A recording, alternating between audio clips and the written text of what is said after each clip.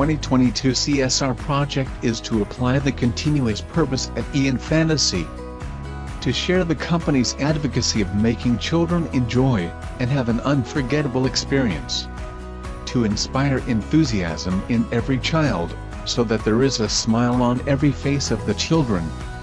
This means taking the children seriously, and recognizing that they are tomorrow's adults and that, whatever impact we have on them today, will determine the shape of our future.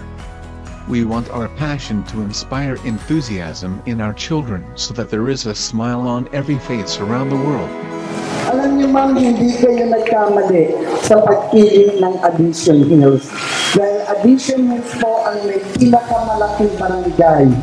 Not only in Mandaluyong, of course, I think isa sa pinakamalaking barangay ang Addition Hills sa buong Metro Manila. Ngayon po, dinala po namin ang playground namin dito para mas maraming mag-enjoy ng mga kids na medyo alanganin pang pumunta o lumabas.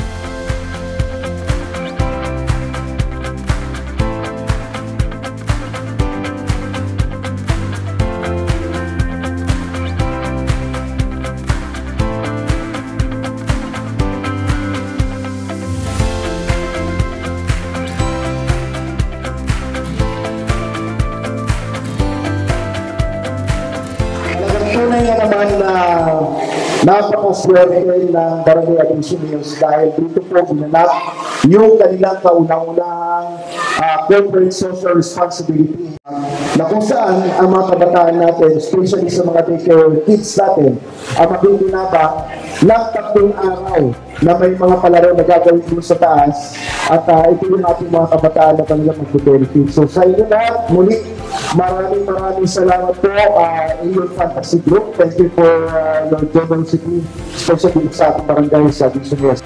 We are grateful to all our suppliers and business partners for your full support. All your contributions are vital to help us share our advocacy in making children smile, enjoy, and have an unforgettable experience.